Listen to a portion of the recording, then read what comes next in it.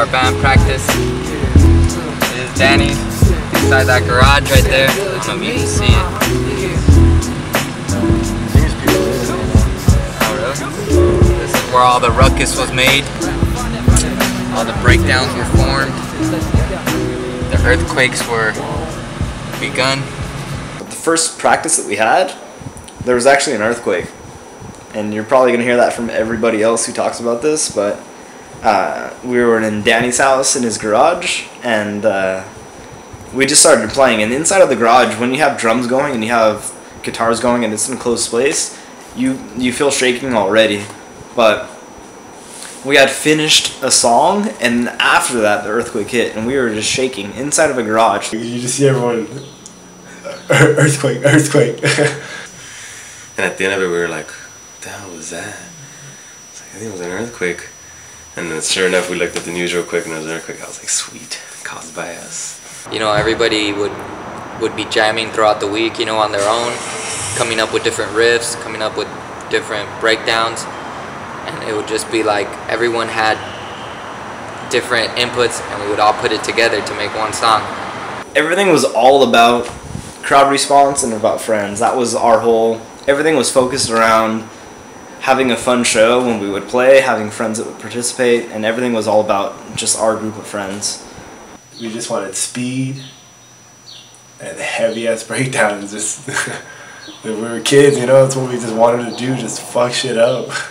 We probably practiced like our real set of songs maybe 2 or 3 times, like separate occasions before we actually played the show. And you know, we were so excited for the show and stuff. And we ended up playing our first show at Julio's house. Horrible, dude, horrible. Danny's guitar was so off tune. You couldn't. All you could hear was Danny's guitar. I don't know why. You couldn't hear Sammy's guitar, and it was just like. Yeah, we weren't even ready. I remember we were all arguing. Yeah, we should do it. No, we're not ready. Yeah, we should do it. Nah, fuck it, let's just do it. We just made fools of ourselves. I remember we started playing, and at that time I didn't practice keeping extra drumsticks on the side.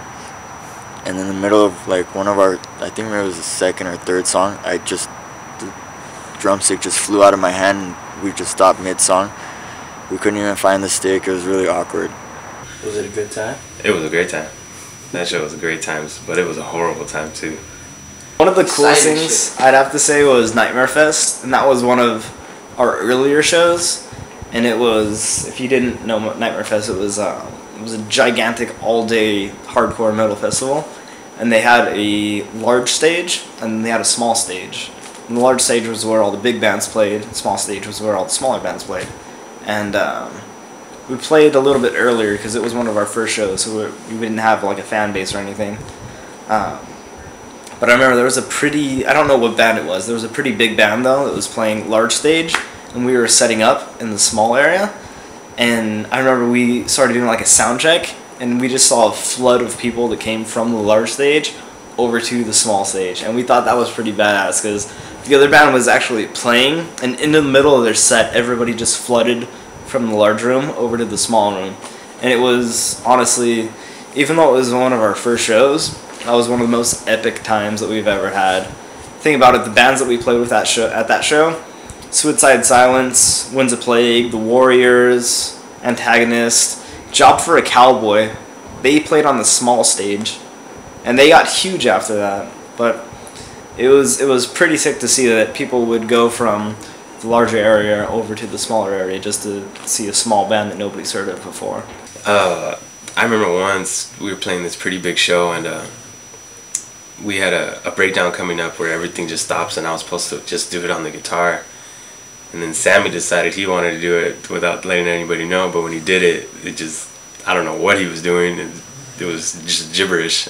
We all look at him slowly like, what the fuck did you just do?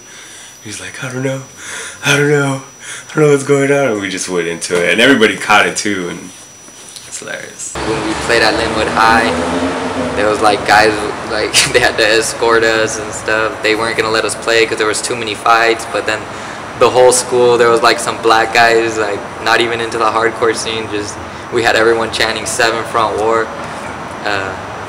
you know, 7 front war. People never heard of us before, but they just saw everyone else chanting. They just came in and were just like 7 front war, and it was just so epic because it was all like a group of student body there just screaming 7 front war, not knowing what it was, not knowing what we were about, not knowing why they were singing it.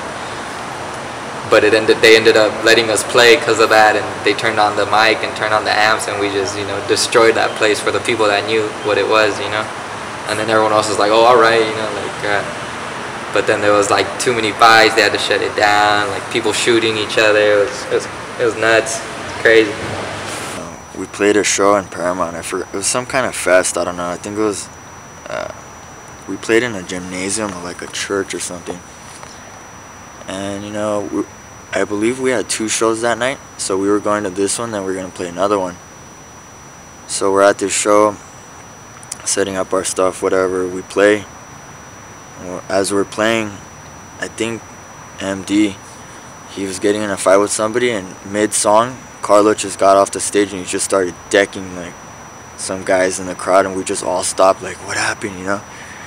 And it was just hilarious because we've never seen a band do that before, and we were probably the first band that we've ever seen do that before. So we started getting known for, you know, if you came to our show, there's probably going to be a fight. One time I was in my Best Buy uniform, just got off of work, played a show. I think right after that one, we went to go play another show. Like it got like 3 times, 4 times a week. Like my parents were having it, but I mean it was tight though, being on stage like that. Like every time there's a lot of people there, and just mad young, and like just feeling it, just feeling it. Yo, what's up? Set up for war. We came to the show, breaking down doors. If you haven't heard by now, we're heavier than cows. In the light, and then on the shadow. You look like Odd Job? Yeah. Hey, Odd Job, remember this fool, Odd Job? Odd Job? When we were at Mod Price, and his glasses made that hat. We just passed that road? Did we just cross that street? Did we just park? What? I remember we were tripping out in Joe's van, and then we started laughing so hard, and this one started going like this, and he hit the fucking the horn, and this one got mad. He's like, dude, what the fuck, man?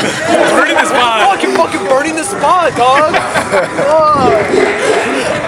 And I think he ran over something. I was like, dude, that fool ran over a cat. Fucked up. What the fuck? Good old young times, man. I mean, we were reading Bibles. That's what I'm doing now. And playing basketball. Still doing that now. And reading books. Still doing that now. And eating our peas. We was getting high.